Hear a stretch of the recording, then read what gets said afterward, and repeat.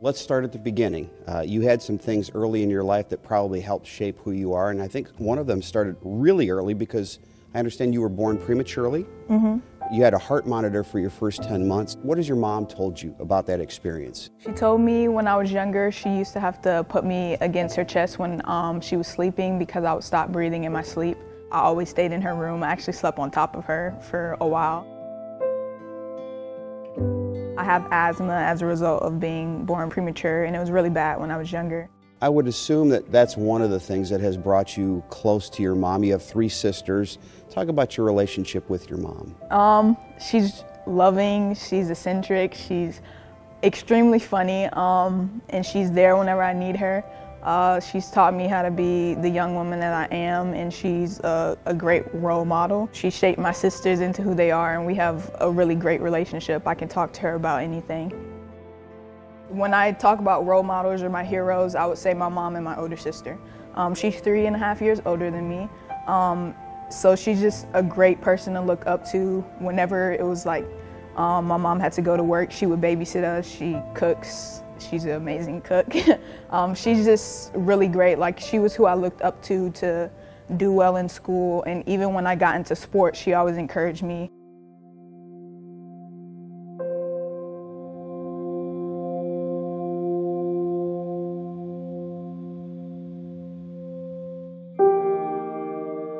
You had to be tough at an early age. You had a couple of tragedies early on. You lost your dad when you were 4. He was killed. Do you remember anything about it? No, I actually don't. I just know that we were in the car when it happened. I don't vividly remember anything except being comfortable around him at a young age. I have pictures and stuff that I look at, but other than like a feeling of warmth and comfort, that's all I really remember. You were 4 at the time. 3 years later then, you're still in New Orleans and Hurricane Katrina comes through. Walk me through that experience. So I didn't really get what was happening at the time. We were actually supposed to go on vacation before all of this even happened. I don't know if it was because my mom had been seeing the news about the hurricane and all of that, or if we were just going on vacation. But we had already packed up stuff. She had already packed up a whole van with like all of our stuff in it. And I was like, oh, okay, we're just going on vacation. It's really fun. And then I remember my Uncle Kerry, who's my mom's oldest brother, he came from Florida and came and picked us up. And I was like, but what about all my stuffed animals? Because he only let us take one, and we had our bags packed up, and then we just left. And so I stayed in Florida for about 2.5 weeks. And then after that, we moved to Georgia. And we had my grandma with us at the time. She was actually really sick. First couple months in Georgia, she got worse. So that was kind of sad, like seeing my grandma like slowly declining. What happened to your house in New Orleans? The house that we lived in, with all my sisters, it got flooded with about 11 feet of water, so everything got ruined that we didn't take with us. My grandma's house was flooded all the way to the top. My mom's youngest brother, my Uncle Eric, actually stayed there, and so he actually got stuck on the roof of my grandma's house for a couple of days before they came and picked him up. So everything was absolutely ruined by the hurricane, so we lost a lot of pictures and a lot of keepsakes and stuff. With your dad and with Katrina, how did that shape you? I just feel like as the second oldest, I had to grow up a lot. Like Diamond, obviously she grew up a whole bunch because she was the oldest and she took care of us, especially when my grandma started declining. She was the one that was helping out around the house. And in her growing up and being tough and like showing us what to do also helped me grow up, because after she went to college, I was like, well, I'm the oldest now. So the whole situation, my mom worked like 2 and 3 jobs when we first got here because we had lost everything. The whole situation was just like, okay,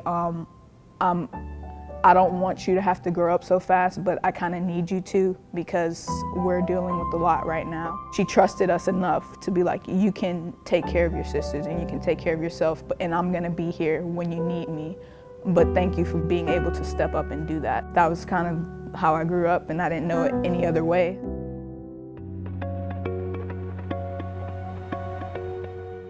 I actually started basketball as soon as I got to Georgia. I started when I was 7 years old. I played with the Georgia Metro's sophomore year, I became a student ambassador academically for my school because my teachers had recommended me. They're like, she's a great student. We really feel like she would represent the school well. So that's really when I started stepping out of my shell.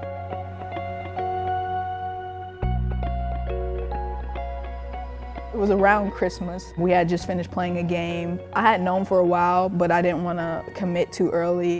It was just a gut feeling. It was something that told me, go to Purdue University. Oden at the free throw line, jumper on the way, got it, got the roll to go. As a sophomore, I feel like I really stepped up and talked more because I did have that playing experience from freshman year. Now Oden, three, right side, got it! Dominique Oden with the triple, Purdue by 6.